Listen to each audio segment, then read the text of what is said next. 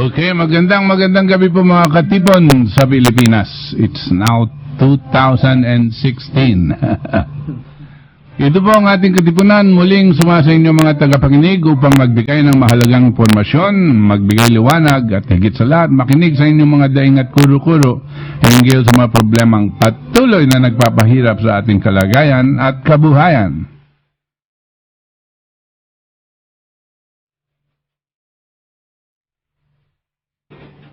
Sa susunod na oras, sisikapin po namin paliwanag ang iba-ibang bahagi ng ating ekonomiya at ang mga mabibigat pang local and international issues na may malaking epekto sa ating buhay at kinabukasan.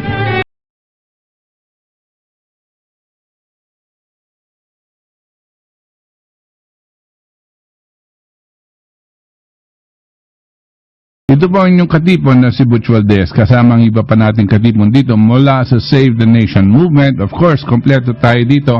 Andito po si Kalemi Rojas, ang head convener ng Save the Nation. Narito din po si Cathy at si Ver na nag-aanyaya sa inyo na makibahagi sa ating talakayan sa pagsusuri ng mga kasalukuyang problema at paghahanap ng kaukulang solusyon.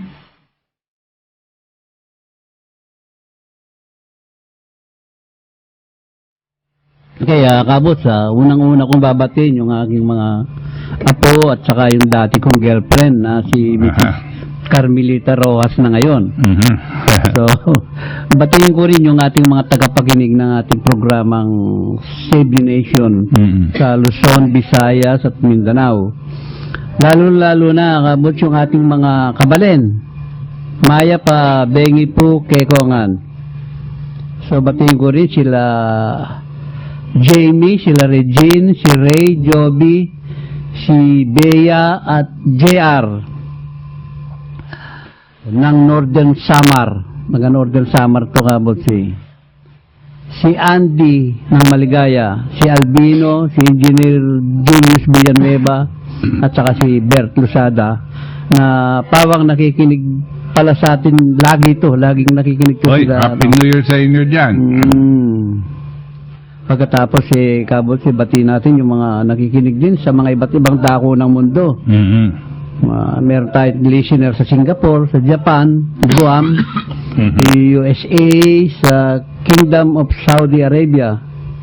So, wish ko lang lahat na maging manigo ang ating bagong taong 2016. Magandang gabi po sa inyong lahat.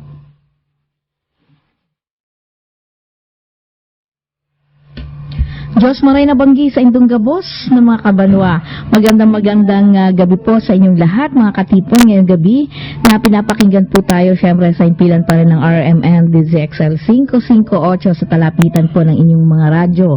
At makikita nyo rin po kami via internet. I-type lamang po nyo sa URL ang ustream.tv/channel/DZXLonline-TV. At ngayon ay unang linggo sa taong 2016. So papaalala ko lang po sa ating mga tagapakinig na palitan nyo na po yung mga kalendaryo nyo dahil ngayon ay 2016 at yung pong inyong mga sinusulat na petsa 2016 na po kasi madalas isa ako sa nagkakamali na isusulat ko pa rin 2015. So 2016 po at sa lahat po ng mga pinipirmahan nyo at isinusulat nyo pong petsa, yan po. Anyway, happy listening po sa pinakamamahal kong nanay, syempre si Nanay Elena at sa aking mga anak. Gayun din kay Archbishop Oscar Cruz, sa lahat po ng Cruz family na nasa Estados Unidos po ngayon, sa Evangelista family dyan sa Catanduanes. At syempre, maalala ko si Tapia na Save the Nation na kasapi rin, isa pala rin taga Catanduanes, Sir Butch, nalaman ko nung Christmas party natin. Anyway, mapagpalang gabi sa mga patuloy na nangangalaga ng Bataan Nuclear Power Plant na si Engineer Mauro Marcelo, sila Ma'am Corazon Valuyot, Reynaldo Punzalan at iba pang mga taga Napocor. At syempre yung mga taga Bagak at nagbalayong sa Bataan, mga nagtatrabaho dyan sa Penelco at Bagak Rural Bank na kaibigan ni Sir Butch, sa grupo ng Philippine Science Journalist Mega Manila, lalo na kay Tita Esther Gallegos Talyado, gayon din sa pamilyang Jose at Felicitas Magtangob, kay Edna Tacadena ng Treasurer's Office, kay Attorney Aldefonso Puerto na hindi po nagsasawa na makinig sa atin. At gayon din syempre kay paring Fred Habon dyan sa Pleasant Hills sa San Jose del Monte, Bulacan, at kay Nelia Mungkal, yung aking classmate mula elementary hanggang high school na taga Dole ngayon, at sa lahat ng mga regional at provincial presidents ng National Confederation of Irrigators Association, at sa mga taxi drivers, lalo na kay Mark Jan Strada na taga San Mateo, Montalban, Rizal, at syempre kay Larry Alison na isa ring Philippine Army, gayon din kay Jose Proker Pangilinan dyan sa Payatas, sa Gearbop, yung leader po ng Gearbop na si Omis Soriano, at syempre si Rodel Artales na siyang presidente ng association ng mga taxi drivers, at syempre sa iba't ibang mga samahan pa ng mga jeepney driver ngayon na humaharap ngayon sa pag-phase out ng mga jeepney, no? Sa lahat po ng mga magagawa, sa lahat ng mga professional, at syempre sa ating mga kabataan, lalo na po sa kasundaluhan na nag-aalay at nagbubuwis ng kanilang buhay para sa ating bayan kahit panahon po ng bagong taon o ng holiday po. Syempre sa buong sambayan ng Pilipino, lalo na sa lahat ng makasapi ng Save the Nation movement, lalo na sa pamilya ni PJ Balabala, magandang gabi po. At alam ko pong tayong lahat ay may iba't ibang suliranin sa ating buhay, may iba't ibang tinatayo ang paniniwala o pananaw. Subalit isa lang po ang tandaan po natin, lahat po tayo Pilipino. Mari po bang magkaisa tayo para sa kabutihan ng ating bayan, lalo na ngayon unang bugso o bagong taon na, at isa-isang tabi po ang anumang personal na layunin o kapakinabangan, dahil sa dulo po ng lahat ng ating ginagawa, isipin po natin ang ating makabataan, ang ating salinlahi ang siyang apektado sa kung ano man po yung ginagawa natin ngayon sa ating bayang Pilipinas.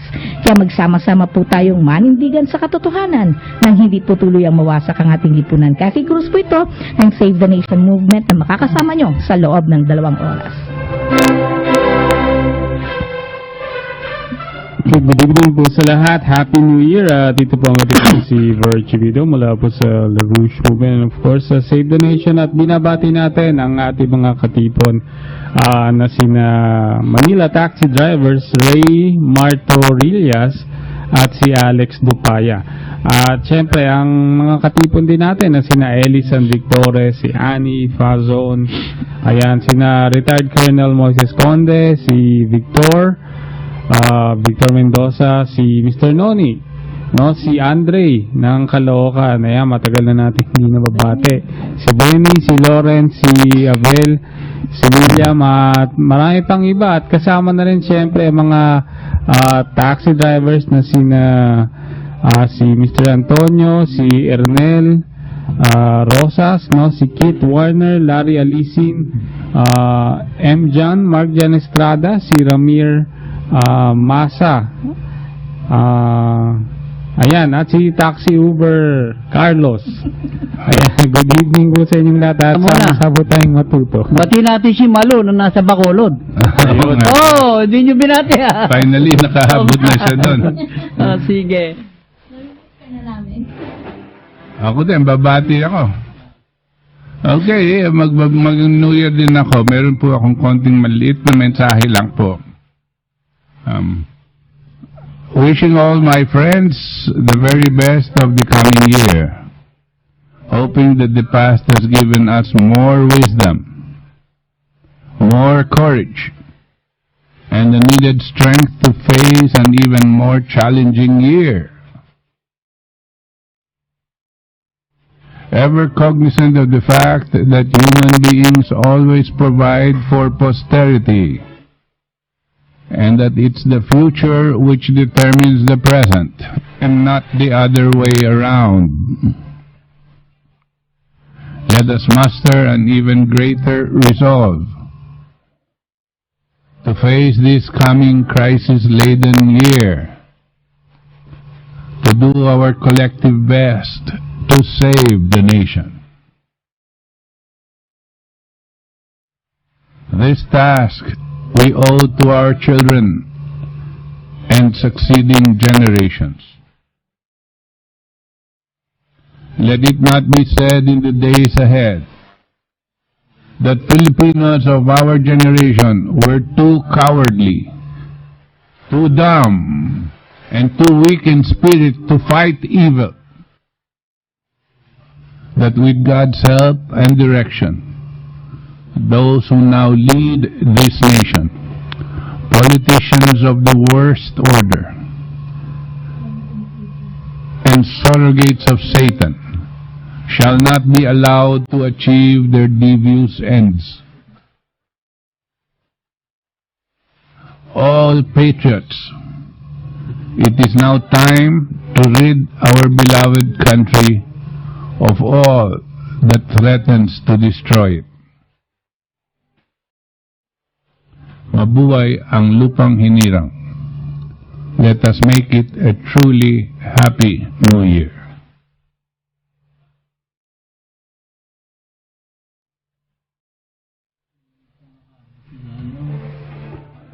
Okay, ang ating pong statement, hindi po natin makakalimutan, baka kala po ni Presidente Noynoy, makakalimutan na natin siya this New Year. Hindi pa po. Lalo pong nagtatawagan yung ating mga kaibigan at nangingit-ngit na lahat daw ng kaguluhan at walang kwentang pati na rin yung mga kandidato para sa iba-ibang posisyon ng ating darating na halalan, no? Ay kasalanan ni Noynoy dahil wala po siyang kwenta at binabaan niya ng binabaan ang kalidad ng mga taong kailangan maging presidente natin. Bakit po? Dahil sinungaling itong si President Noynoy Aquino.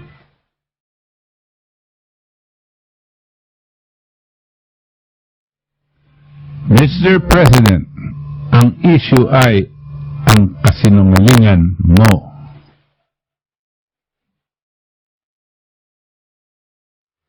Ang pagnanakaw at walang kakayanan ay hindi lamang ang tanging usapin dito. Kasinungalingan mo ang pangunahing issue dito. Ginoong Pangulo, tila di mo nauunawaan ang aming ipinahihiwatig. Dapat mong maintindihan na ang kasamaan ni Satanas ay hindi dahil sa siya mismo ay nagkasala, kundi siya ang nagtutulak na gumawa ng masama ang iba. Mahirap bang intindihin yan? Ikaw ang dahilan ng pagsisinungaling at pagnanakaw ng iba. Bagaman di napapatunayang ikaw ay isang magnanakaw o may kapansanan sa pag-iisip, ngunit ang sambayan ng Pilipino ay batid na ikaw ay isang sinungaling. Ang issue ay ang kasinungalingan mo. Hindi ba totoo na nagtago ka at hindi mahagilap higit sa 10 oras sa nangyaring Luneta hostage na naging sanhi ng pagkamatay ng 8 turistang Chino dahil sa takot mong magpakita upang harapin ang iyong tungkulin at sagutin ang tawag ng Secretary General ng Hong Kong? Hindi ba totoo na ikaw ang nag-utos sa iyong Budget Secretary upang gawin at ipamahagi ang malalaking halaga mula sa pondo ng PDAF upang ang mga mambabatas ay itulak, tangkilikin at ipasa ang Reproductive Health Bill?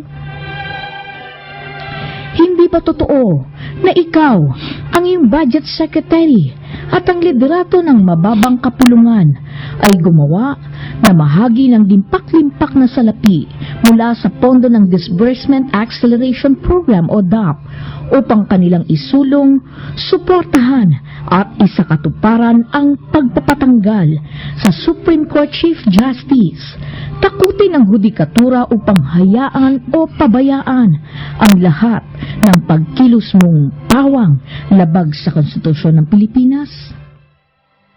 Hindi ba totoo na umabuso ka sa paggamit o paggastos ng nilikha mong ipinagbabawal na discretionary funds upang bilhin ang katapatan ng mga mambabatas sa Kongreso, kahit ang nasabing port na ibinigay mo na kapag ninakaw ay hindi direktang maibubunton ang pananagutan sa iyo?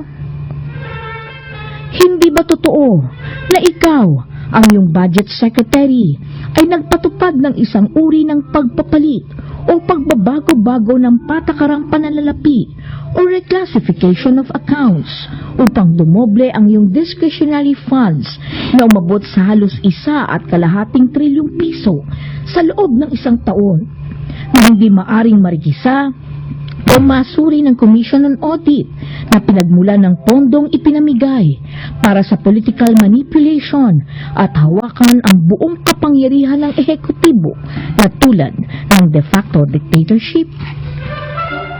Hindi ba totoo na minamadali mo ang kasunduang pangkapayapaan sa MILF kahit batid mong magdudulot ng paghihiwa-hiwalay ng malaking bahagi ng ating kababayang mga Muslim, mga lumads, ang pagsasawalang bahala sa kanilang lehitimong hinaing at pagbabaliwala mo sa mga nakaraang kasunduan na ginawa ng pamahalaan upang ipangalandak ang nais mo ng kapayapaan? Hindi ba totoo na binabandera mo ang public-private partnership bilang iyong ekonomiyang programa na isinusuko mo ang lahat ng pampublikong serbisyo sa pribadong sektor na nagpapahintulot ng patuloy na pagtaas ng halaga ng kuryente, tubig, pampublikong transportasyon upang lumaking lubos ang kanilang kinikita kahit mahirapan ng taong bayan dahil sa patuloy na pagtaas ng presyo ng pagkain, gamot at iba pang pangangailangan upang mabuhay? Hindi ba totoo na unti-unti ka hanggang sa lubos ng nakikipagkasunduan sa bansang Amerika upang payagan ang kasundaluhang Amerikano, mga barkong pandigma na taglay ang armas nuklear upang makapaglabas-masok sa lahat ng ating daungan, katubig ang saklaw at pag-aari, gayon din ang iba pang pasilidad na isang malinaw na puro paglabag sa ating saligang batas na dapat ang ating bayan ay walang armas nuklear? Hindi ba totoo na makailang ulit kang nagsinungaling sa iyong malalim na pagkakadawit sa insidente ng Mamasapano matapos ang isang palpak na military operation na iyong ipinag-utos? Hindi ba totoo na ipinapasa mo ang sisi sa iyong mga opisyal nang ipinag-utos mo sa suspendidong si General Purisima at kay General Napeñas upang gawin silang sangkalan? Hindi ba totoo na ikaw mismo ang nag-utos sa sandatahang lakas ng Pilipinas na huwag nang sagipin o pumigil na sagipin ang SAF-44 na maliwanag na hinayaan mong patayin at mamatay sila dahil sa iyong personal at politikal na kapakinabangan? Hindi ba totoo na ang mga opisyal ng militar ng sandatahang lakas ng Pilipinas at pambansang kapulisan ng Pilipinas ay nagsinungaling sa taong bayan upang protektahan ka at di masisi?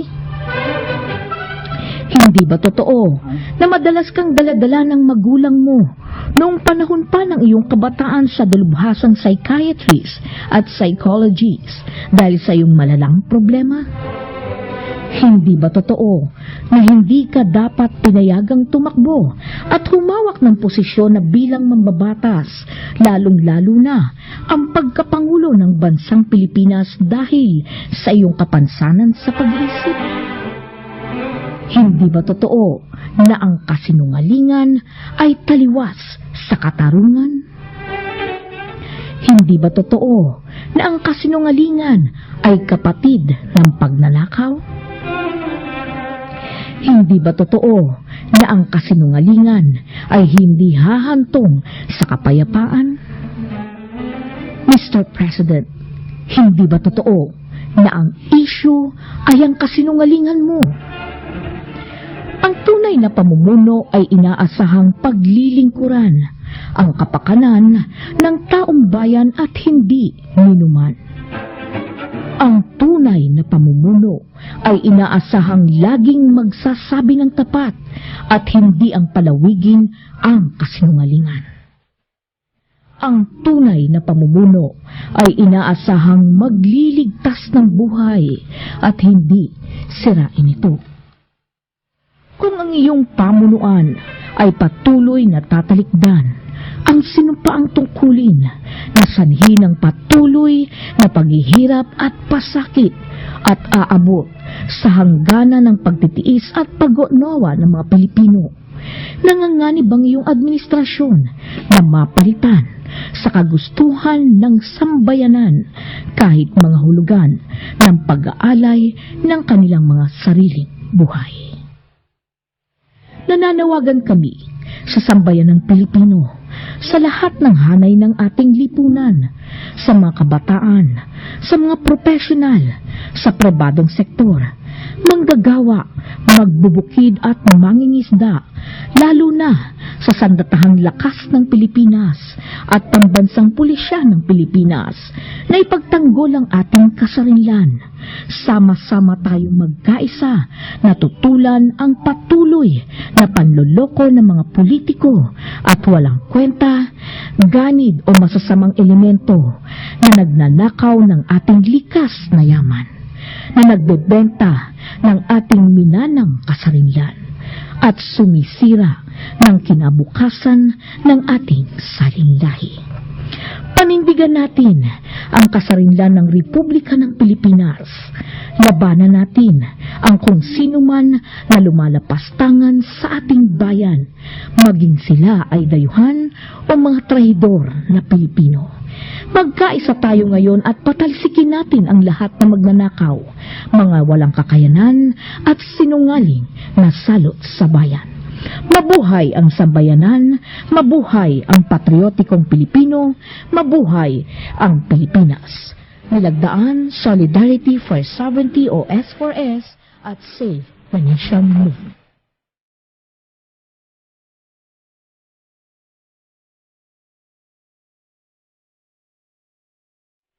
That time check was brought to you by National Nutrition Council. Kasama sa tradisyon ng Pilipino, pagiging abala sa trabaho, ang matagalang pagbabanat ng buto na nagdudulot ng pananakit ng katawan, ulo, kasukasuan, sakit ng tiyan at manalo! Ang mga naipong bote ng efficacent oil pwedeng maging pera up to 500,000 pesos. Para makasali, ipagpalit ang bote ng efficacent oil sa pinakamalapit na RMN station.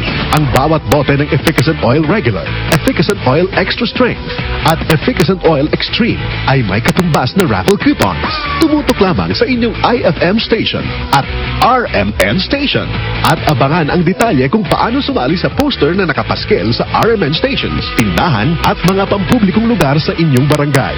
Huwag nang magpahuli! Sali na! Handog sa inyo ng efficacent oil. Tradisyong Pilipino. Tradisyon ng pagmamahal at ng RMN. Per DOH FDA CDRR Permit Number 512 Series of 2015. Ako, isang pharmacist ng TGP, lisensyadong profesional na sumupang magsisilbi ng buong katapatan.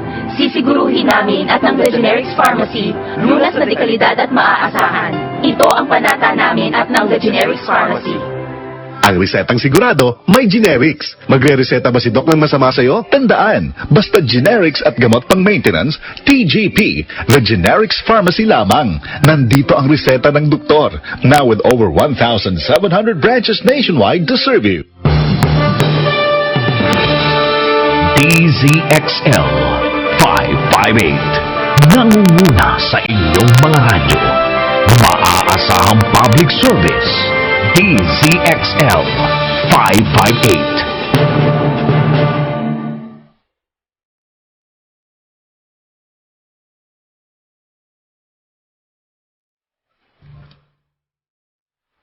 Okay, balik po tayo dito sa ating katipunan. Ito pong yung katipunan si Butch Valdez at kakatapos lang po basahin ni Cathy ang ating isang statement na pinamagatang ang issue, Mr. President, ay ang kasinungalingan mo. Every day that passes, nadadagdagan yung pagkasinungaling nitong presidente ito gusto pang dagdagan ni Kalemi. Ano ba, Kalemi, may dadagdag mo pa dyan? Hindi, kapag nakalimutan kong batiin pala si Andy at saka si Albino Ayun ba? tapos ito ay dadagdag ko, no? Hindi ba totoo na ikaw at ang iyong DOTC secretary na kayong dalawa ay magpapakasagasa sa tren kapag hindi natupad ang extension ng MRT sa Cavite? Yan, dagdag yan kasi. Totoo yun. Sabi nila, hindi na ba kayo mabiro? Alam nyo, sa sama ng loob ng mga Pilipino, ayaw makipagbiruan dyan. Any rate, nakalimutan ko sabihin niya kanina, ang ating katipunan text para for those who want to send us their messages, comments, questions, whatever, 0917-964-8818. Ulitin ko po, 0917-964-8818. Ang hotlines po natin for those who want to join us dito po sa ating talakayan, 882-2374 at 882-2376 at 882-2378.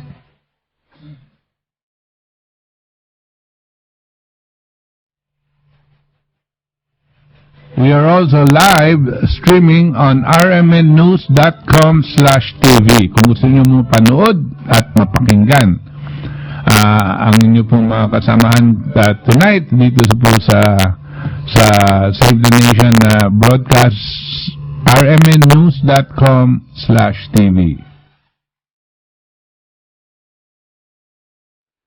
Again, we enjoin you to go to the net and check out larouchepac.com, LAROUCHEPAC.com. Lahat po ng nangyayari ngayon sa buong mundo ay nandyan. Pati na po mamaya tatalakayin po natin yung mga inantabayanan natin na napakalubhang krisis sa ekonomiya.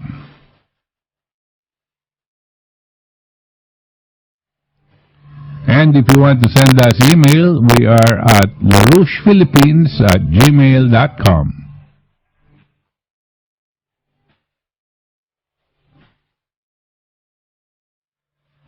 Alam niyo po, kadalasan pinapag-usapan natin, siyempre, ang mga kinakailangan kumilos at magpakita na ng gilas at ilabas yung kanilang nasa loob na paninindigan, no? At ang madalas din natin nakikita ay hindi sila naninindigan. Pagdating na sa talagang aksyon, ay medyo nagtutulakan, no? But this is, I suppose, human nature, no? But it all depends as to how convinced we are that we are fighting for what is right. And it all depends as to whether we believe, no, that we are trying to create and carve out a future for our children and the coming generations. If you don't believe that and you're just fighting for yourself, well, there is going to be that will be precisely the indication that you're not willing to do everything, including risk of your own life, na sinasabi kanina ni Kathy, risking of your own life for something sublime, for some great idea, like fighting for the future of your children and the coming generations.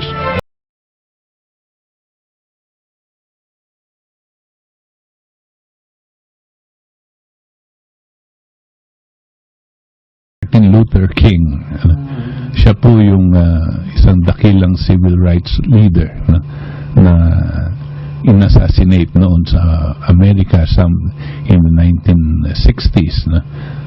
I think it was 1968. And he says, one of the greatest tragedies of life is that men seldom bridge the gulf between practice and profession. between doing and saying.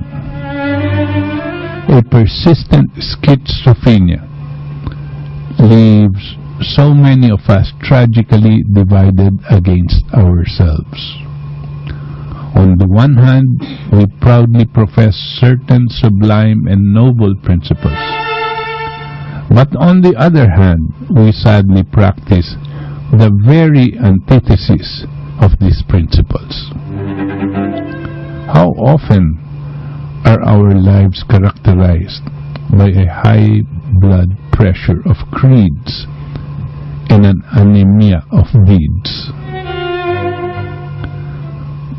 Puro po salita, kulang naman sa gawa. We talk eloquently about our commitment to the principles of Christianity, and yet our lives are saturated with the practices of paganism. We proclaim our devotion to democracy, but we sadly practice the very opposite of the democratic creed. We talk passionately about peace, and at the same time, we assiduously prepare for war. We make our fervent pleas for the high road of justice, and then we tread unflinchingly the low road of injustice.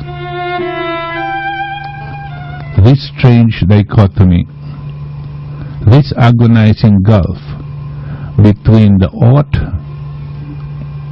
and the is, represents the tragic theme of man's earthly pilgrimage.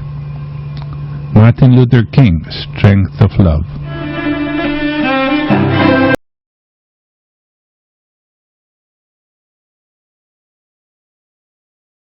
Ito dahil dito sa kanyang pinaninindigan at kanyang pananalita, yung mga masasamang uri, budhi, pinabaril po siya, no? In-assassinate siya dahil he was a great leader. He was not a politician, he was a pastor, no?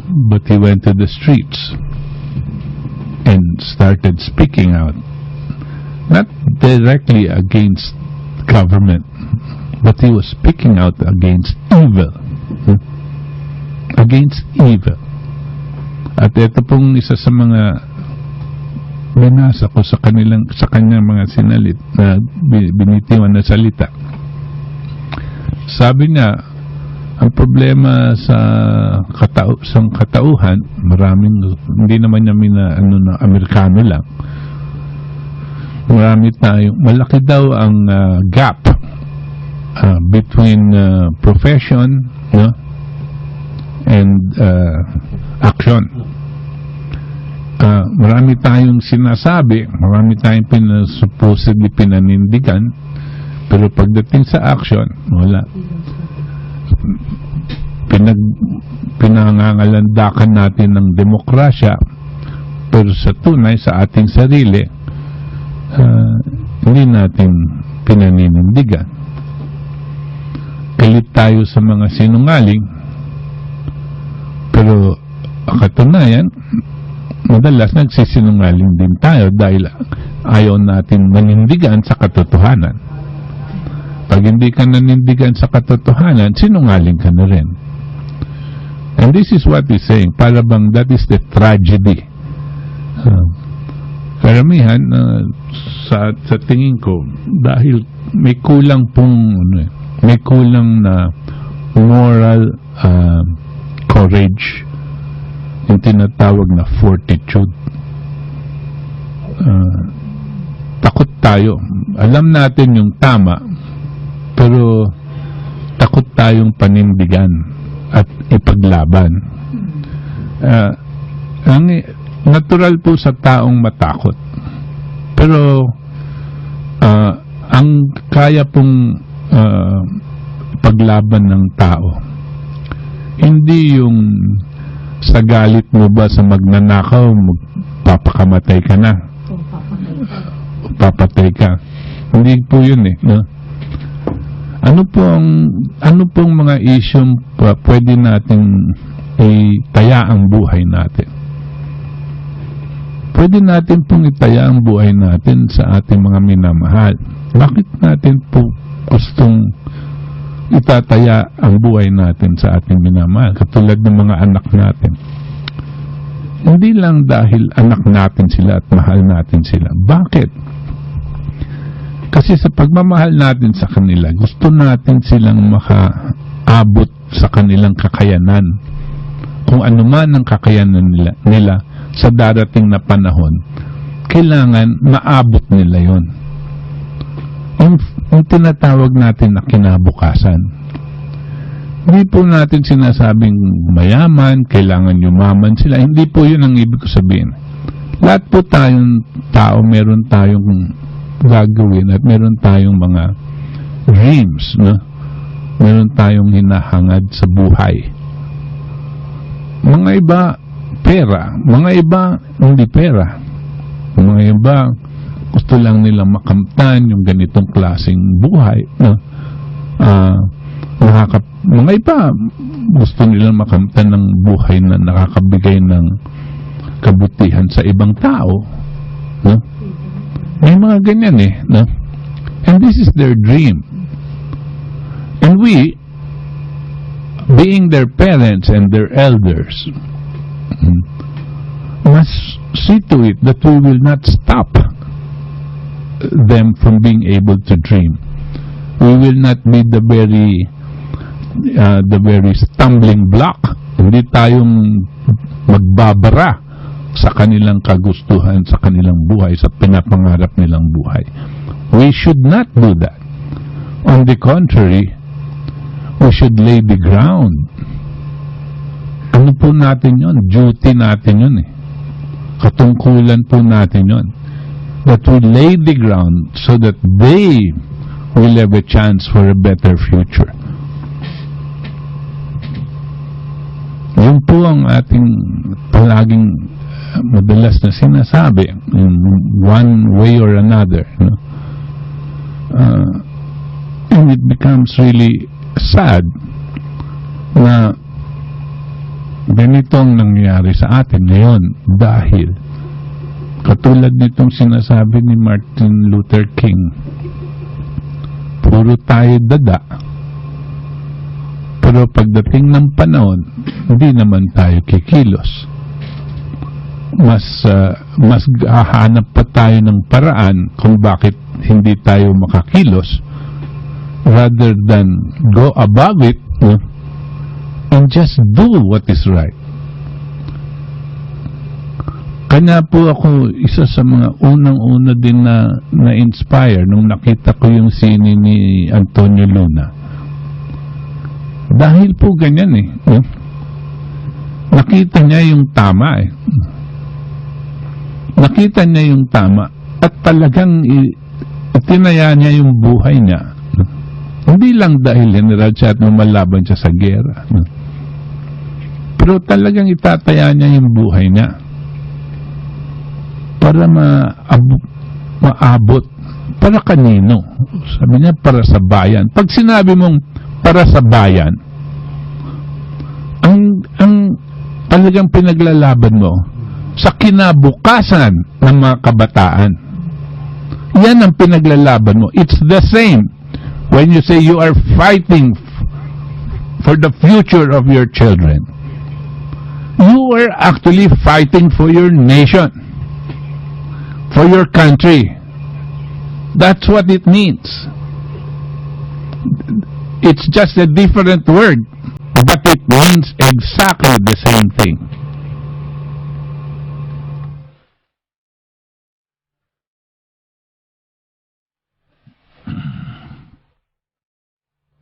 Kaya tayo, well, ito na naman ng 2016. Anong gagawin natin?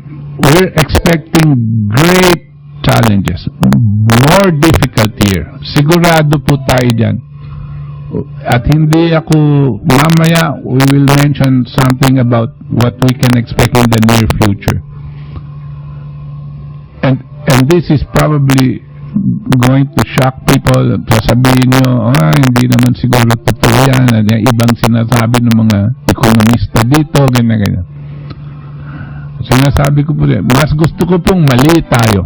Mas gusto pong mali kami. Para lang wag natin naharapin itong darating na problema.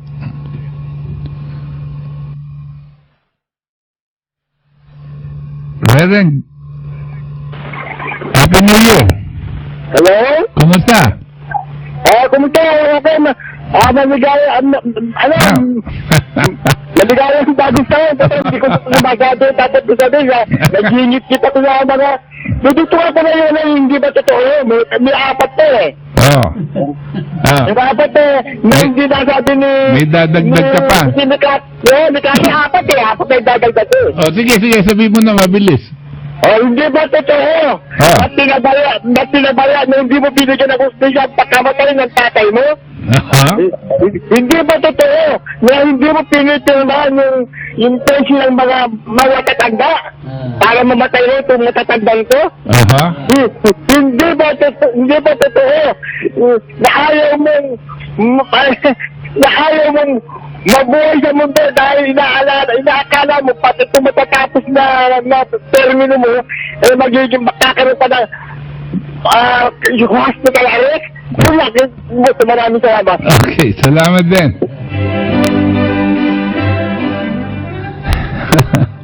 Marami pa. Sigurado ko lahat ng mga nakikinig sa atin, marami pa rin silang gusto idagdag na hindi pa totoo.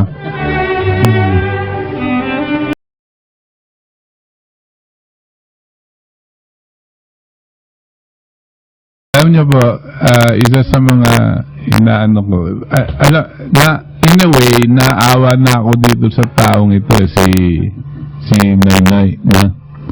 Kasi yung buhay niya no? Maski na, siguro, masaya siya, no? Presidente, ganyan yung posisyon, no? Pero, yan alam mo, ang taong gumagawa ng masama, at in effect, parang pumapatay ng napakaraming mga mamamayan, mga ibang kapwa-tao. Ang taong gumagawa ng kasinungalingan, ang taong gumagawa ng paraan para magkaroon ng malawakan nakawan, suhulan, no? Ang ganyang kalaki, 50 million, 100 million, hindi naman niya papamigay niya yan para lang makulong o matanggal yung isang tao sa Chief Justice. Lahat yan. Ang taong ganyang kasama, imposibleng maging masaya. He is not a happy person. He can be outwardly happy. But inside him, he is rotting inside because it is, maski na sira ulo niya, hindi ko naman sinasabing totoo yun. Pero maraming nagsasabi na may kapansanan sa pag-iisip. Maski na may kapansanan sa pag-iisip, he is unable to become merciful or no feeling of compassion. Ganyan daw yung mga may autistic na Asperger's autism no? No feeling of compassion or mercy. No capability. Maski na po ganyan, imposible pong wala siyang konsyensya no? At kung gumagawa ka ng paraan para ganito nga ang mangyayari sa mga tao, yung tinatawag natin useless eaters sa kanilang paningin, no? Pabayaan mo na lang, wag mo na lang tuloy, pabayaan mo na lang silang mamatay at gumawa ka ng programa para lalong lumawak ang kahirapan para mas maraming mamamatay. Yung mga ganyang klaseng programa na dahil sa'yo itutulak, imposible that you are inside you have happiness in your heart. Because you know that you're doing wrong. And you know, if you really understand that there is an afterlife, don't get punished here, you will certainly get punished forever.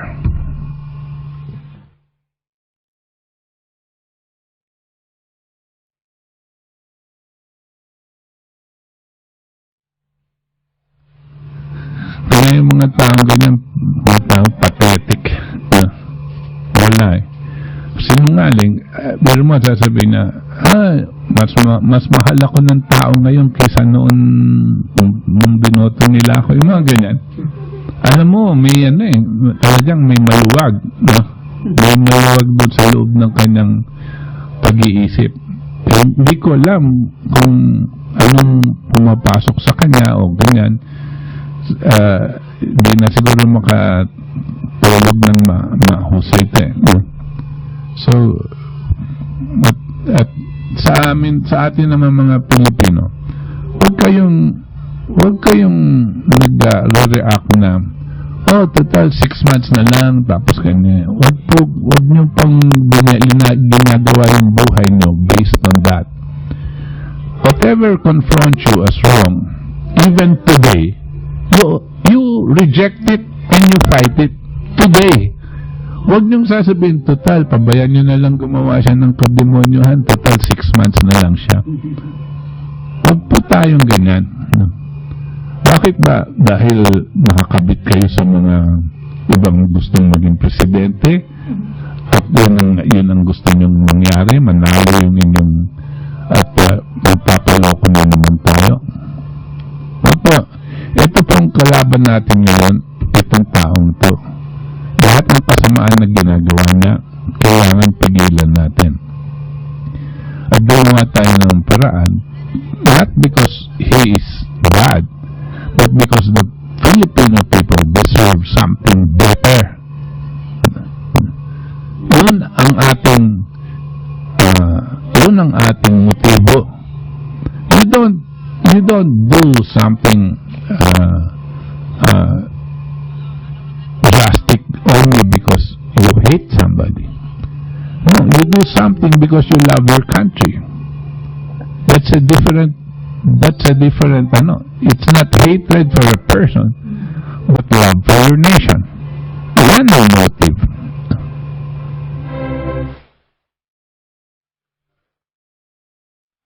That is nasabi ko dun sa isang tao.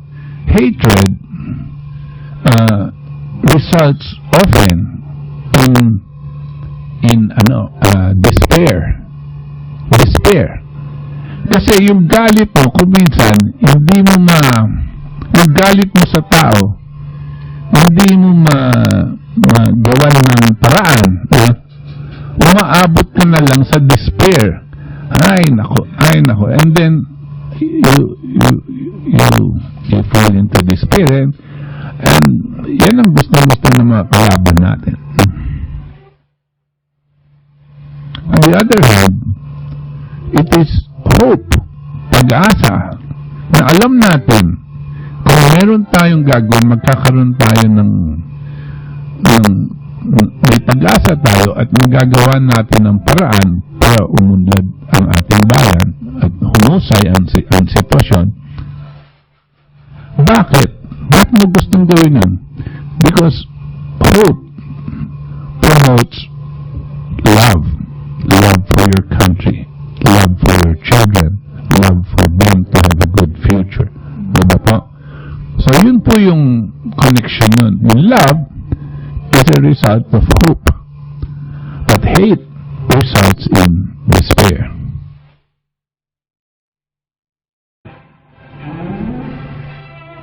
Pasensya na po kayo, medyo hindi naman ako po nag-religyoso, pero yun lang po, lalong-lalo na dito sa tayong lahat po, I'm sure kayo din, habang dumadaan na itong Kapaskuhan, tapos na naman tayong hinaharap na bagong taon, tapos alam natin na mapupuno na naman tayo ng problema, patuloy din ang problema, hindi lang sa patuloy, lalala pa, no? Kung minsan po kumakapit na tayo sa mga ideals na yung gusto natin pag-usapan tungkol sa, for example, yan, spirituality, faith, no, pinag-uusapan natin ang Diyos, pinag-uusapan natin ng pagmamahal sa kapwa-tao, no? Pinag-uusapan din natin ang charity, love, no? Bakit? Because alam natin, meron tayong nararamdaman na pahirap ng pahirap ito. At wala na tayong mahahawakan na magsasalba sa atin, kundi itong mga tinatawag nating sublime ideas. No? And what we might be able to do.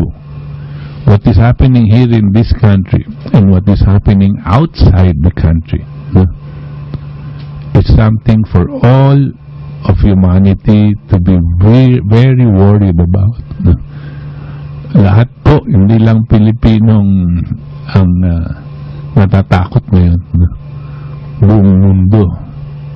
Every human being right now is scared about the uncertainties of the future.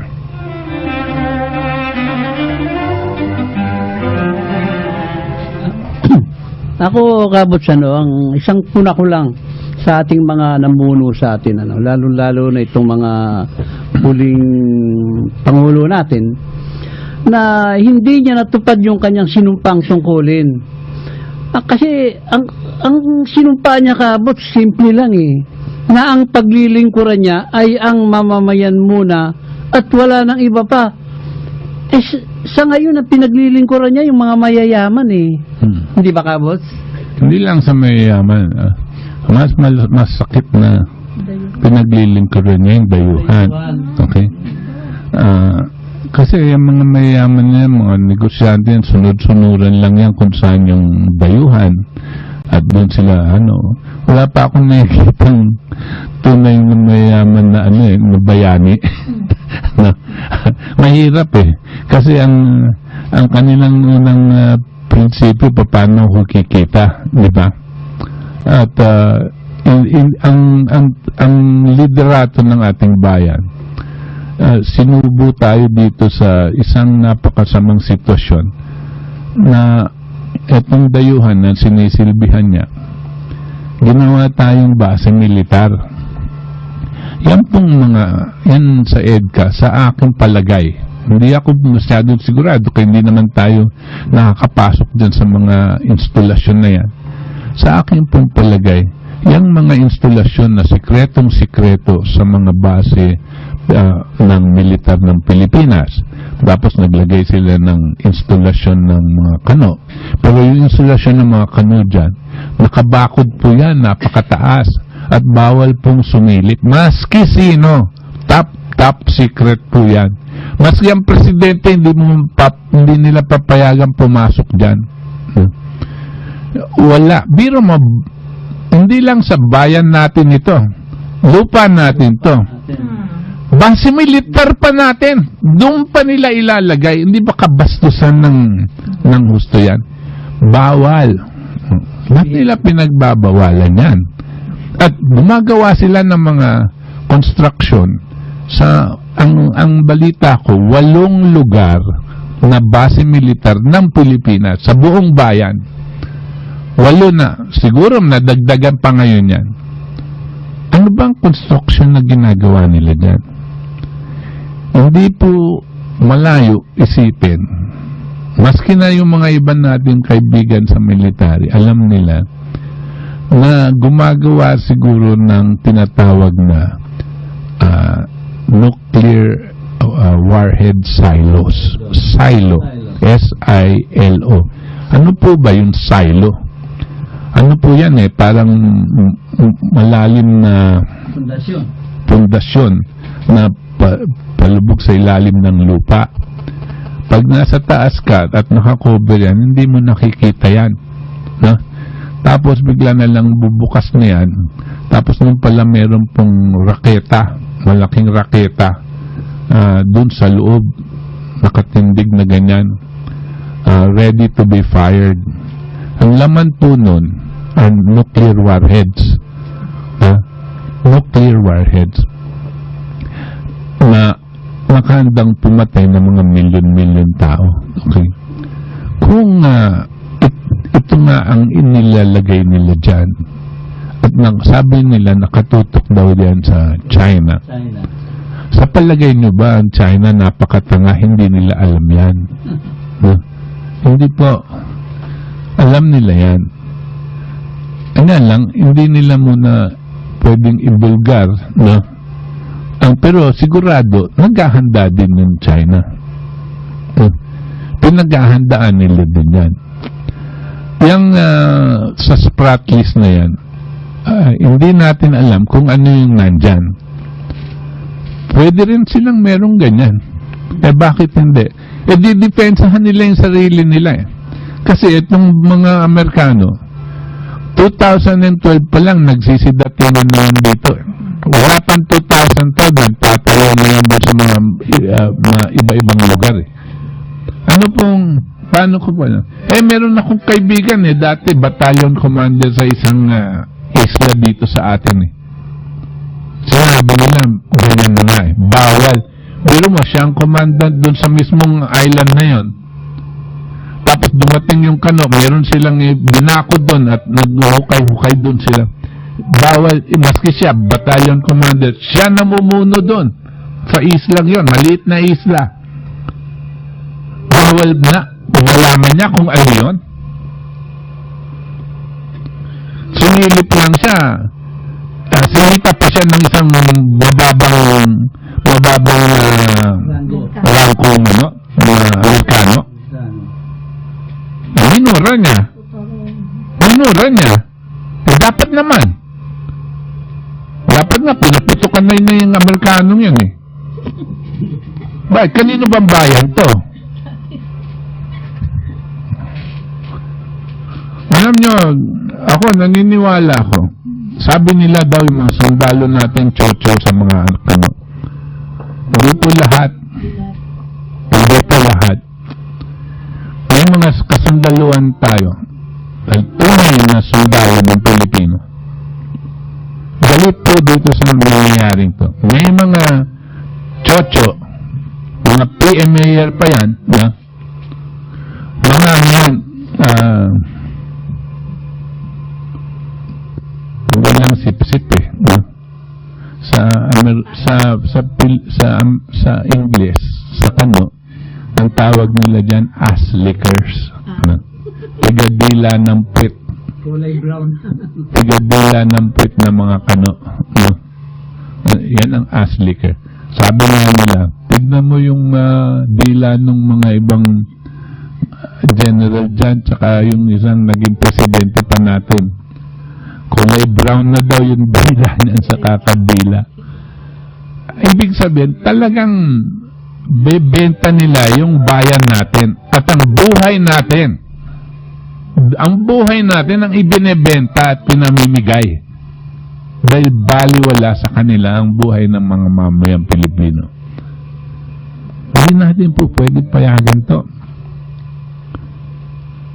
At kung meron kayong kausap na taong ganyan, suntukin nyo na lang. Para matauhan. Pero pinapayagan ni Pinoy yan eh. Kung kaya bang abutin si Pinoy siguro, may maraming susuntok dyan eh. No? Matay yun. Ako, kabot, sasabunutan ko yung buhok niya. Ha? Wala kang makukuha. Pero Sir Butch, no, dagdagan ko na lang din po yung tinatalakay nyo. Actually po, isa rin pong sundalo yung nagkwento sa akin. At sinasang-ayunan niya kasi nakwento ko po sa kanya tong napag-uusapan natin ngayon. Pero ang masaklap dito, Sir Butch, at ang nakakatakot, marami pong mga sundalo natin talaga. Parang, kundi talagang bagsak, demoralize sila dahil sa nangyayari. Iba't ibang issue. At isa itong issue na to tungkol sa base militar. Pangalawa ay ang nakakatakot dito, Sir Butch, nag-iisip na sila na mag-resign na lang, umalis na lang sa serbisyo kasi walang patutunguhan at mag-ibang bansa na lang. Ito, maging OFW na lang. Ito yung nakakatakot, Sir Butch. Alam mo, tanong ko dun sa sundalo, paano na lang yan kung marami kayo na ganyan din ang parehas na pag-iisip. At in fact, marami na raw talaga na nasa ibang bansa ngayon ng mga sundalo na yan ang gusto ng kalaban natin, mag-give up kayo. Yan ang sinasabi nila. Huwag kayong mag-give up dahil meron tayong katungkulan. Magtulungan tayo. Kung hindi nyo kayang kayo mismo ang magde-defend sa Filipino people, let the Filipino people defend you as well. Huh? Let's defend each other as a Filipino people. Alam ko yung frustration ng mga sundalo, ganyan. Masakit eh. No? Nakikita nila yung mga nasa taas nila, ayan, PMA graduate, tapos yan, ayan, nagnanakaw. At saka, sabi nila, alam mo ba, yan pala sa militar, marami daw dyan, hindi PMA. Sa matter of fact, yung PMA mas konti. No? Marami daw dyan mga opisyalis at hindi PMA. Pero dahil daw itong si Ramos, may ginawa daw siya dyan eh. No? Anyway, na inetsapwera niya daw yung mga hindi PMA. Pagkatapos, hindi niya pinabayaan umangat sa pwesto, maski na maganda yung serbisyo. Pinapaboran daw itong mga PMA. So, siyempre, yung mga napapaboran, parang politiko yan eh. Makapasok ka dyan, may utang ka. Diba? O, gagawa ka. Pag gumawa ka, para magbayad ka sa utang mo. Diba? At ang nangyayari daw po dyan, ay, as of now, halos lahat daw ng mga may kasong militar sa corruption ay PMA. ang sabi pa nga po At ang namumuno dyan, na nag-set up ng sistemang yan, ay si dating Presidente Ramos. Ano po? At ang mga kaso nila, hindi lang simple drugs. Hindi lang nagpo-protect, nagpo-push at nagtumutulong sa ng drugs. Tapos diyan pa tayo humihingi ng tulong. Paano naman tayo? Yun lang nga, sir. Paano na nga po tayo kung ganyan po ang mangyayari sa atin? At saan patatakbo ang mga mamamayang Pilipino? Kung wala ng mga sundalo na o mga alagad ng batas na poprotekta, hindi lang para sa bayan natin at poprotekta kundi sa ating mga mamamayan. Kanya nga nagkakaroon ng mga revolusyon pag umaabot sa ganitong sitwasyon. Dahil ang tao, gagawin mong alipin, karamihan magagawa mo yan. Tatagal. Pero aabot yan, may hangganan din yan. At pag-abot dyan, sisiklab yan. No? Gulo ang mangyayari. Sana nga huwag magkakaroon ng ganyan. Sana nga huwag magkakaroon ng patayan o ano. Sana nga walang ganyan. Dahil kakayanin naman kung gagawan ng paraan na hindi tayo magpapasok dyan sa ganyan. Pero tingnan nyo, etong si Ramos daw, eto balita lang, di ko pa naman alam ang confirmation nito.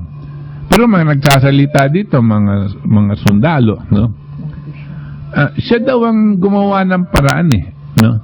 Tapos ginawa niya, tapos ito ang parang kinurap niya para maging corrupt, no? Tinuruan niya magnakaw. May kota raw sila, sir kwento po sa akin.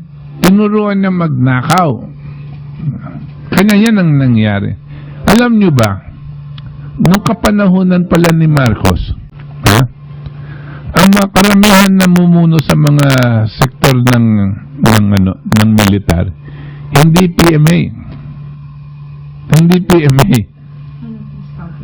Hindi, mga UP Vanguard, mga ganyan, no? UST Cavaliers ba yun? Mga ganyan, no? Doon ang galing. Tapos, meron din mga PMA, syempre, no? May mga class ganito. Pero yung mga nagmamando, pagkatapos daw, nung natanggal si Marcos, at pumasok na to si Ramos, binaligtad niya. At sinigurado nila na walang makakalusot na hindi PMA. Ito kaya to. Sana hindi totoo. Kasi ang kasundaluhan, pati na yung mga pumapasok din sa PMA, ano yan high ideals yan for God and country yan no? Yan ang kanilang pinagsusumpaan no? Tsaka Sir Butch, yung unang araw pa lang na yan ay talagang nag-aral, mga PMAers natin, talagang inihandog na nila yung sarili nila para sa bayan Oo, alam na po kagad nila yun. Idealistic sila no? Siyempre, hindi ko naman sinasabing napapasabak din naman sila sa mga barilan sa patayan no? At kung ano. Pero pagkalaban mo NPA, may mga opisyal na galing sa PMA. Pero meron din naman hindi. No? Pero ang pinag-uusapan natin, yung mga tumataas dito sa mga rangkong matataas na yan, no? Karamihan daw sa kanila, o kung di lahat, PMA. Pero karamihan din ng mga may kaso, no? O kung hindi lahat, PMA din. Kabot sa ang dami palang kapalpakan yung si President Ramos, ano? Ang akala ko yung kapalpakan lang niya sa BNPP, yung ginawa niyang doon oo, yung sa hindi, meron ba? Hanggang ngayon, alam mo, sa akin, hanggang ngayon sumasali siya dito sa mga politika, no? Nung nakita ko na isa siya sa mga top advisor daw ni Duterte, nagduda na ako. Kasi hindi gagalaw yan si Ramos na hindi utos ng kano.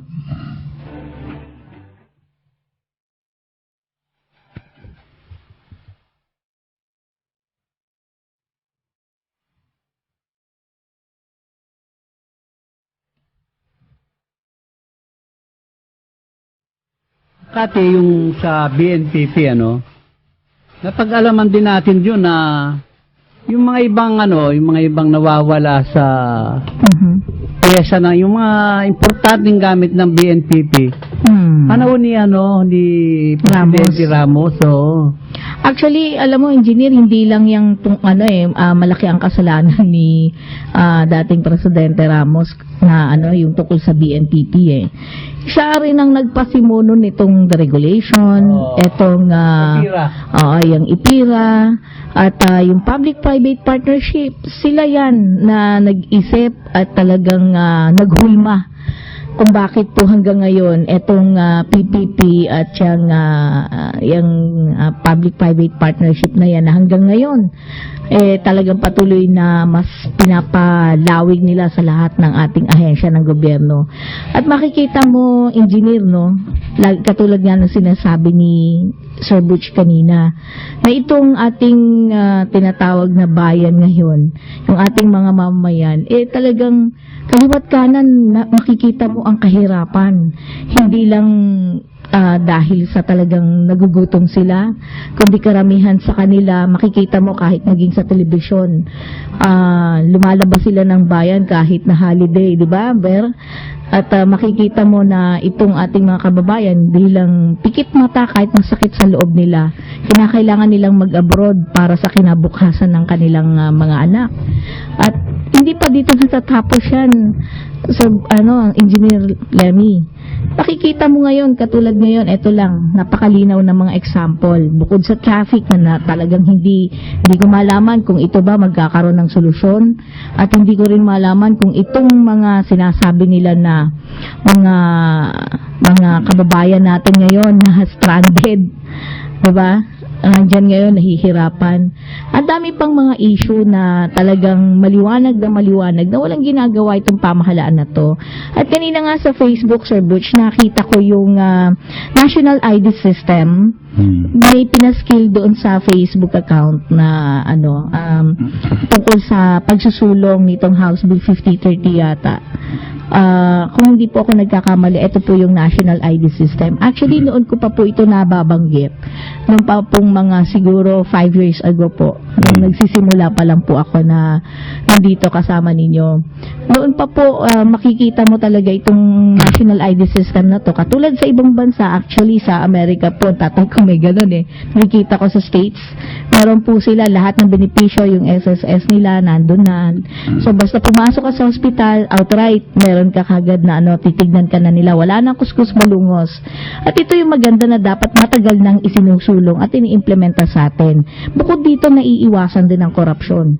Pero ang problema, sa lahat ng mga problemang to, tila hindi nila ginagawa ng solusyon. At makikita mo talaga kung ano ba yung layunin nila. Ang layunin nila talaga, mahirapan si Juan de la Cruz, mamatay sila, magutom sila, diba? At hindi ko alam kung hanggang saan yung pasensya ng tao dito sa mga nangyayari sa atin. Well, sabi nga ng iba, eto ang eleksyon, laging maraming nananawagan na kahit kagabi, sir, sa isang ang aking take dito sa eleksyon. Ang tao, karamihan diyan galit talaga sa mga politika. Karamihan talagang wala na silang respeto, tiwala dito sa mga to. Karamihan. Pero sa kanilang palagay ko lang, kapare siyang dito sa mga kandidato, mga iba dyan protest vote.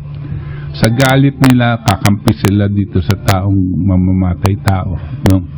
Sa inis nila, kikita nila, kaya dito na lang ako dahil kakilala ko yung mga nandito. No? Ito, kakilala niya si congressman ganito, na kaibigan nito, at malapit yan dito sa kandidato pag baka sakaling maging presidente yan at magkadilihensya din ako. Ganyan na lang ang mga ginagawa nila. Bakit? Dahil sa kanilang palagay, walang alternatibo. Walang mapiling ibang kandidato, sigurado na yan. Pero walang alternative. No? Walang alternative na walang pamalit. Kilusan. Maski mga kilusan, katulad natin, no? Kilusan tayo. Pero wala tayong kakayanan. No? Sa tingin nila, walang kakayanan pumasok at magkaroon ng Bakit? Kasi yung mga sundalo hindi gagalaw. At sabi nila, hindi gagalaw yung mga sundalo, takot yan sa mga hindi naman talaga naninindigan sa tama. Siguro nga, yung mga lalong-lalo na, yung mga nandyan na nasa taas, minsan meron pang pangalan na tapang daw nila, duwag pala, di ba? Yung mga ganyan. Kilala ko yun na. Siguro dahil sa ganyan at itong mga mababang opisyalis, nakikita din nila yon, pati sila hindi din kikilos dahil hindi kikilos yung sa militar. Alam mo, pag sinabi ng boss mo, yung general, yun ang dapat mong gagawin. Hindi din yun ang nangyayari. Wala ng alternatibo o wala silang nakikitang alternative. Ako naman, naniniwala na hindi natin dapat lubayan itong mga ating kilusan, no? Kasi binaglalaban natin yung tama at yung katotohanan. At dito sa mga nangyayari ngayon, hindi lang dito sa Pilipinas, kundi sa labas ng ating bayan, marami pong nangyayari na kung aabot tayo sa ganyan na ating kinakatakutan, katulad ng pagbagsak ng global financial system, o pumasok tayo sa mas malawakang gera, ang mundo, hindi tayo, ang mundo, baka magkaroon ng sitwasyon na maghahanap ang tao ng tamang pag-iisip at baliwala na itong mga eleksyon. At mangangailangan ang ating bayan ng mga taong patriotiko na nandyan, nakikinig sa atin, nakikinig sa radyo, o nagmamaneho ng taxi, o nakaupo sa kanilang mga nandyan sa bahay nila, nakikinig may mga militar dyan, may mga general dyan, o may mga obispo dyan, may mga pare, nakikinig sila. At sa kanila pupunta ang taong bayan, no? Para gumawa ng paraan at hanapan ng direksyon para masalba ang ating bayan. Anong mga programa, anong mga hakbang na kinakailangan para hindi tayo tuluyan ng bumagsak? That's what's going to happen. Kasi sigurado ako, none of these presidentiables have any capability of saving this nation. No way. Pwede ba? Kayong mga wala ako pong nakikita. Pwede ba pakita nyo na lang sa taong bayan kung talagang paano nilang isasalba ang bayan? Ano ba ang gagawin nila? At huwag silang masyadong nagpapakatanga o tatanga-tangahan na hindi nila alam kung anong nangyayari sa labas ng Pilipinas, o wala silang iaayos sa kabuhayan ng tao, mamamayang Pilipino. Wala. Zero. Lahat sila. Puro forma, sa madaling salita, Kabot. Kabot, kanina may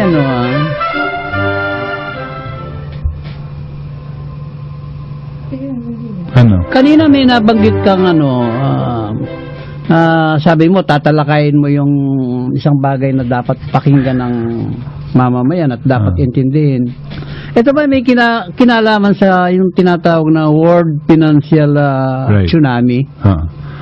Madalas na po namin sinasabi noon na thank you for bringing it up, Kalemi, dahil oras na pala. Sa aming pong organisasyon ng Philippine LaRouche Society at ang kasamahan po namin sa LaRouche Organization, which is a worldwide organization, sa aming pong palagay at pagsusuri, ito pong darating na first week of January, which is mag-uumpisa po ng Monday bukas, no? Malaki pong expectation na babagsak po ang mga merkado ng bansang Amerika at ng buong Europa.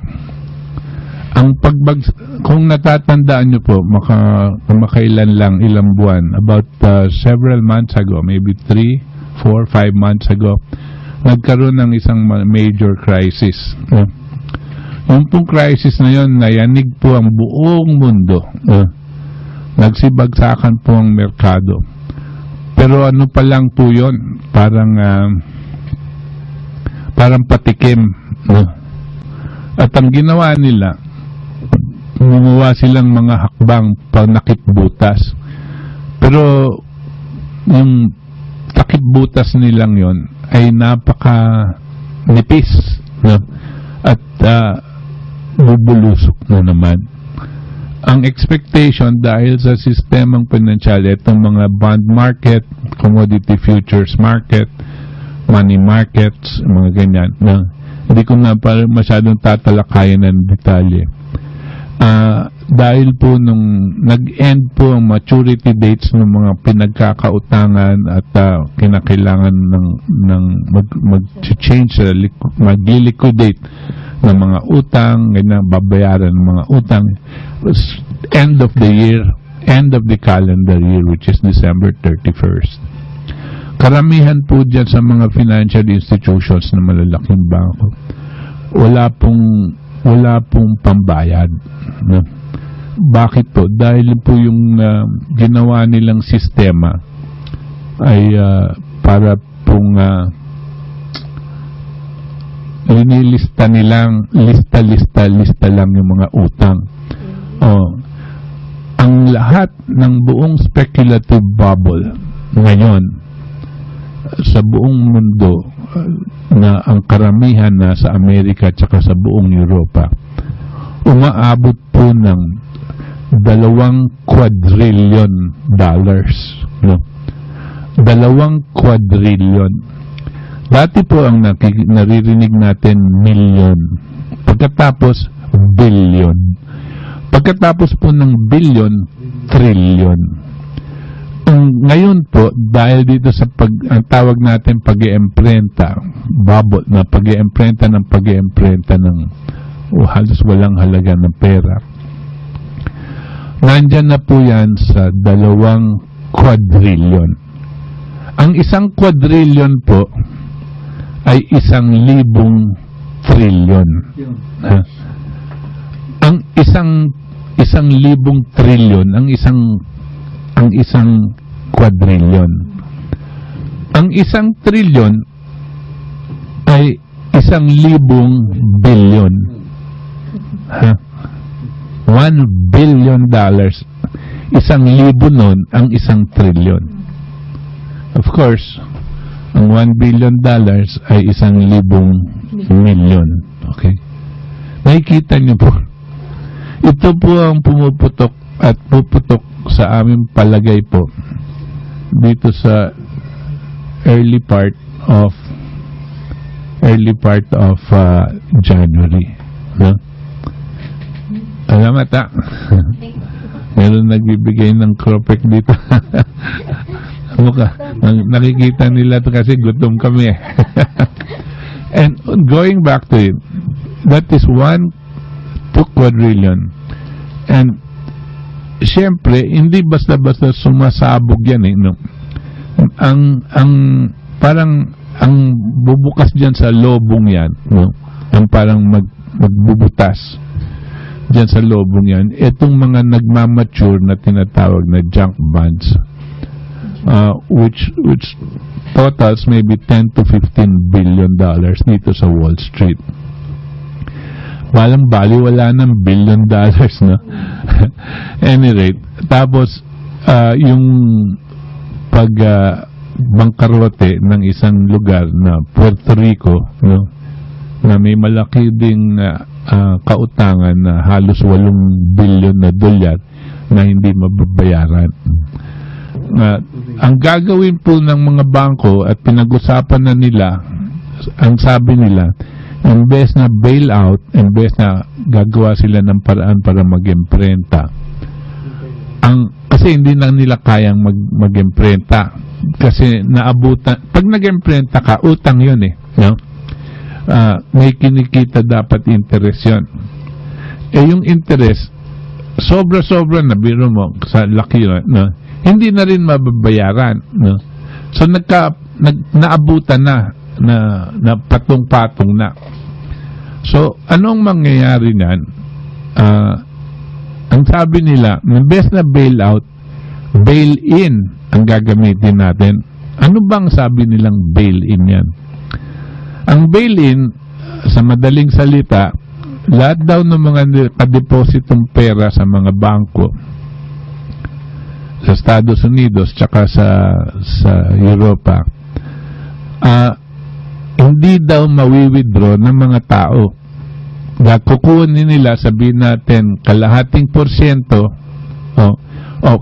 one half, 50% of all of the deposited amounts cannot be withdrawn. Yung mga iba, basta hindi nila pa bibigay, o yung iba, sasabihin nila, i-convert nila sa shares of stock ng bangko. Pipilitin nila, maski na ayaw ng tao. Anong mangyayari dyan? Sabi nila, ilalabas daw nila yung militar nila, para magkaroon ng peace and order. Meaning, nakawin nila yung pera ng mga mamamayan, pero ilalabas nila yung militar, para wag magkagulo. At kung magkakagulo, baka nga magkaroon ng chaos at papatayin ng mga tao.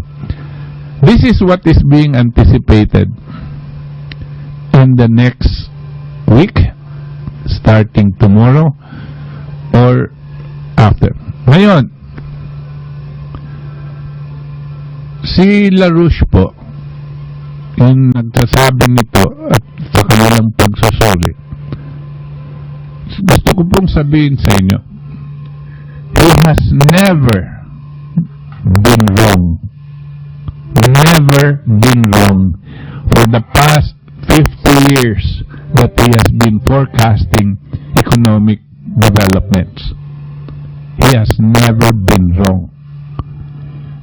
He has not even been off in terms of years or halos on the time that he says it's gonna happen, it does happen. May maganda siyang sinasabi. Yung Asia will not be hit immediately. But many countries in Asia will be hit, but the rest of the other Asian countries will not.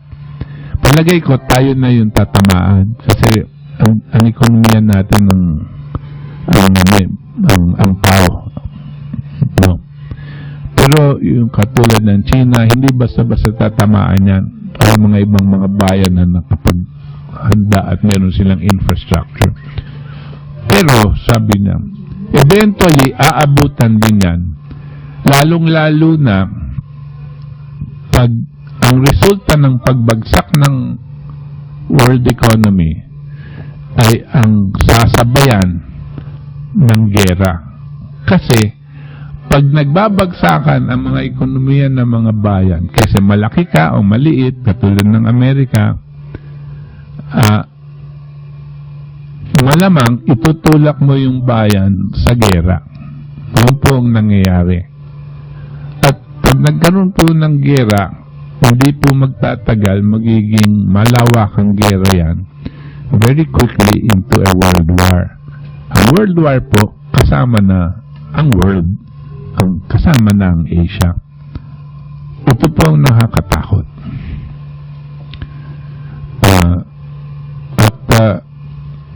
Mas gusto ko pong sabihin na sana mali ang mga prediksyon. Sana hindi po magkatotoo ito pong sinasabi namin. Para sa kabutihan ng lahat ng mga mamayang Pilipino, sana po hindi magkatotoo. Pero kung man magkakaroon ng ganyang sitwasyon at makikita po ng tao ang walang kakayanan ng gobyerno natin at ang walang kakayanan ng mga gustong maging leader ng ating bayan, sigurado ako yung mga 4 na kandidatong yan, biglang tameme na yan. Hindi nila kakayanin maging presidente sa ganitong klaseng sitwasyon. Pero meron po tayong lahat ng katungkulan. Tayo pong mga mamayang Pilipino, the ordinary citizens, we all have a duty. Our duty is to try to keep the integrity of this republic. We must keep this Philippines as a republic of the Philippines. We must not allow it to disintegrate as much as we can. We Filipinos, we cannot rely on our political leadership who are all corrupt and incompetent. We cannot rely on the leadership in the military now. We cannot rely much on the leadership of the other institutions, including the religious institutions. We cannot. It will be up to us, all of you here, all of you there, that are listening, and now understand that we are facing the most severe crisis ever in the history of our country. And mankind as well is facing its greatest test, greatest crisis of humanity is upon us. We have a duty as human beings to save the nation as others are trying to save theirs. So in the process, we save our civilization.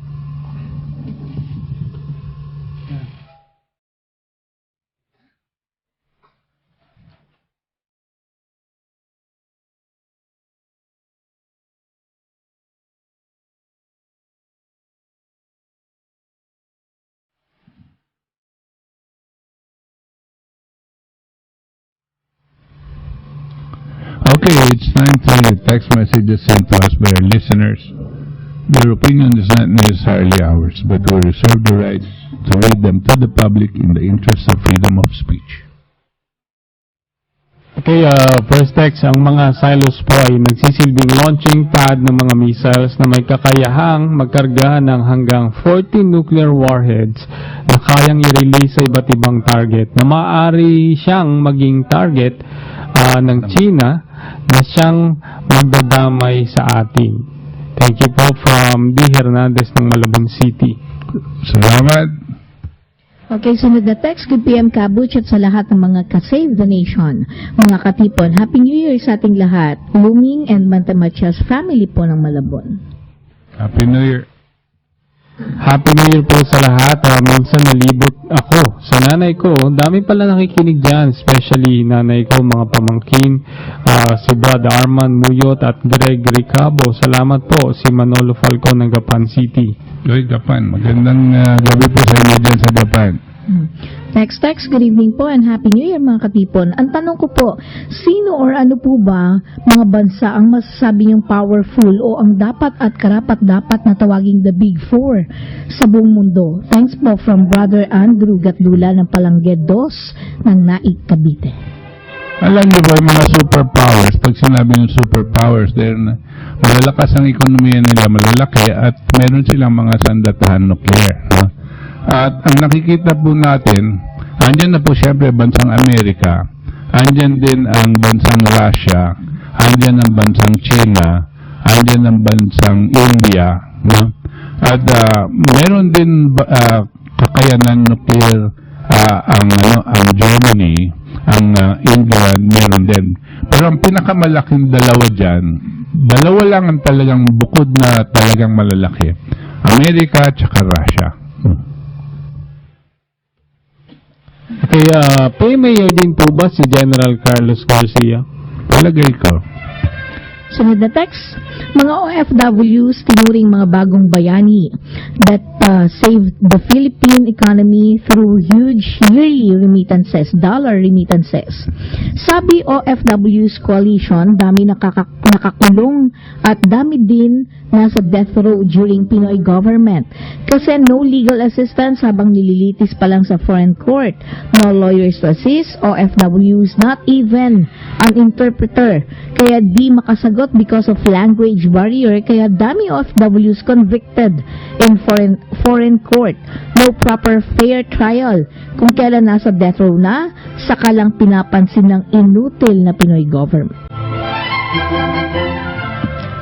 Okay, magandang gabi po mga katipon. Bumabati lang po ang Save the Nation Movement City, mula po sa City ng Cabuyao, Laguna Chapter.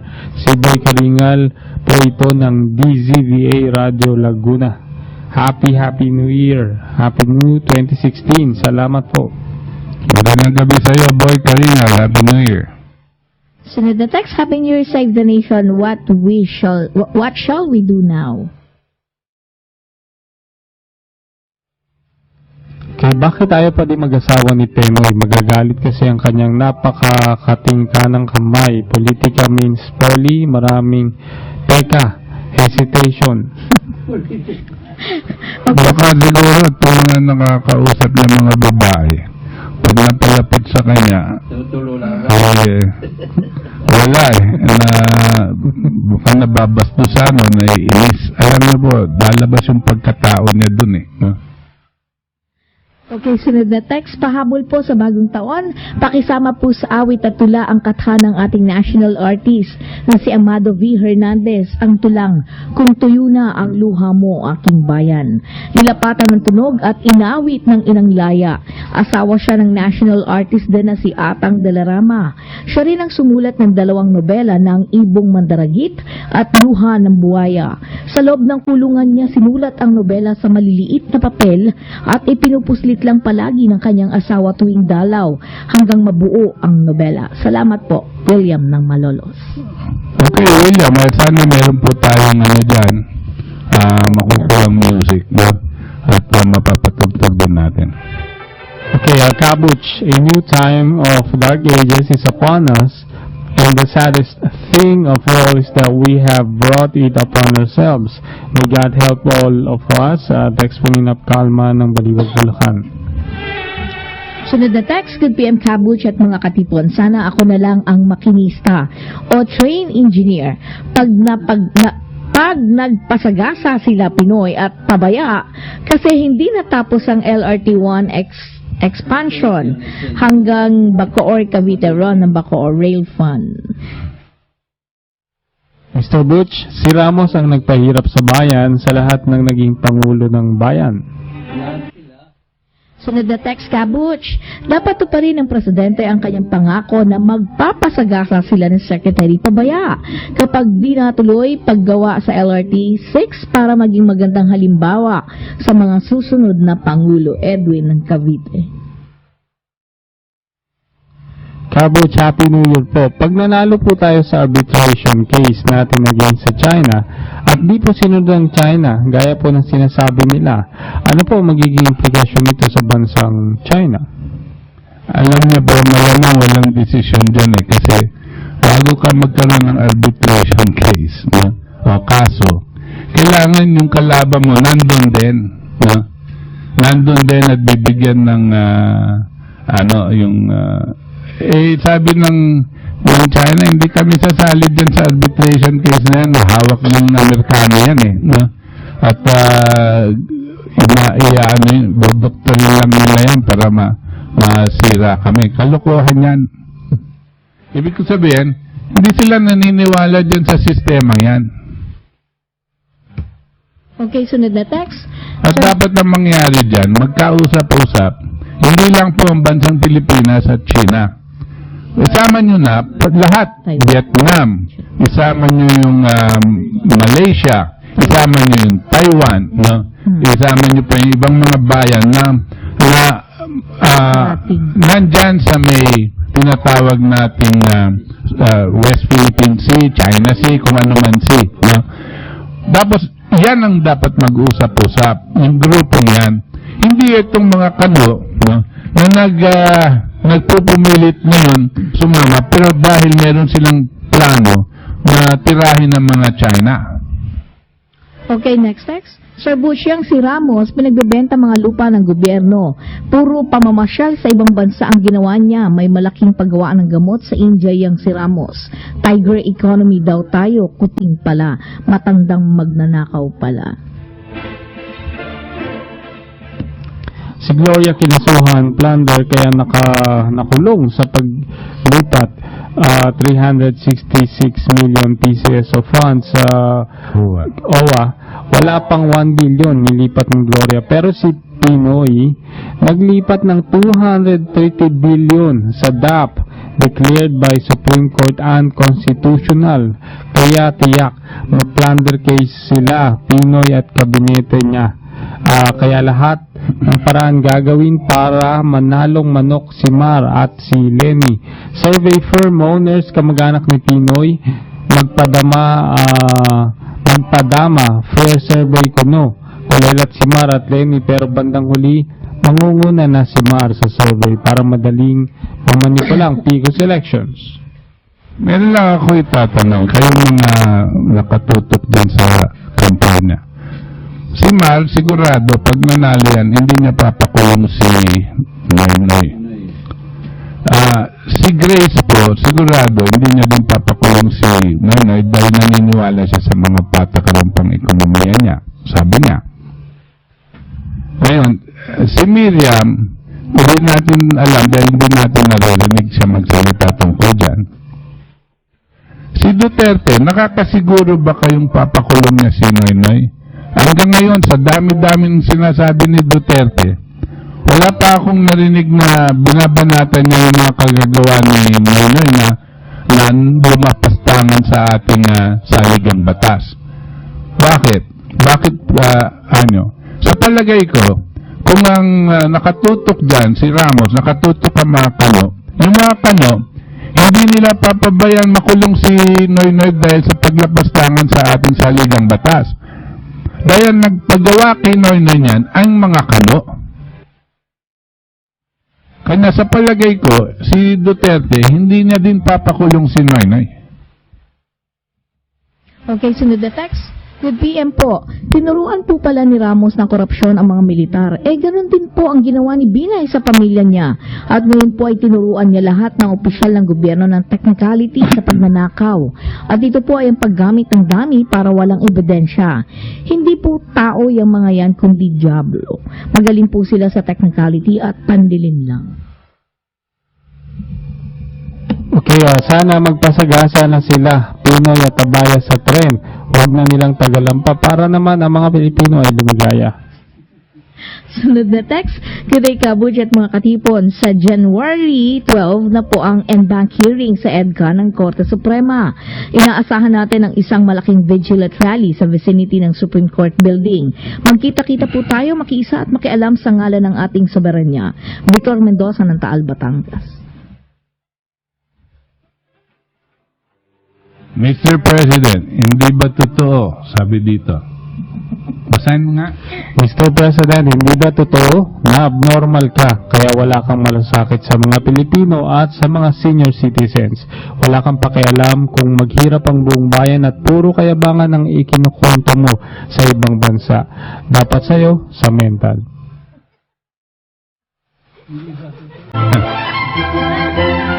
Okay, salamat po ng ating mga katipon dito sa ating katipunan at sa mga galing na staff ng DZXL Radio mo nationwide. Kami po ay pansamantalang nagpapaalam at nagpapasalamat at sinamahan nyo kami ngayon ng ora de peligro ng ating bayan at ng buong mundo dito po sa ating katipunan. Hanggang sa linggo pong muli, mga katipon, 7:15 to 9 p.m. Happy New Year at magandang gabi po sa inyong lahat.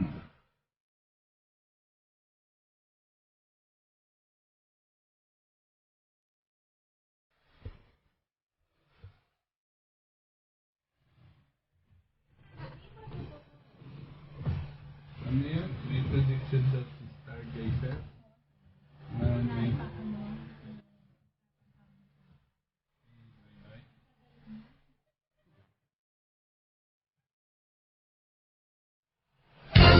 Tuloy-tuloy sa paghahatid ng public service sa mga